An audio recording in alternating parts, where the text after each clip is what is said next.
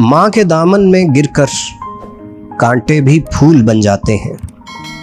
माँ के बगैर घर कब्रिस्तान है। माँ की मोहब्बत वो वाहिद दरख्त है जिस पर कभी खज़ां नहीं आती। माँ की मोहब्बत वो वाहिद फूल है जो कभी मुरझाता नहीं। साइंस जितनी भी तरक्की कर ले, माँ की मोहब्बत को नाप नहीं सकती। माँ के नाफरमान की जिंदगी इज्जत पर ख़त्म नहीं हो सकती। माँ का गुस्सा आर्जी और मोहब्बत लाफानी है। माँ मर जाए या औलाद मर जाए, माँ की दुआ कभी नहीं मरती।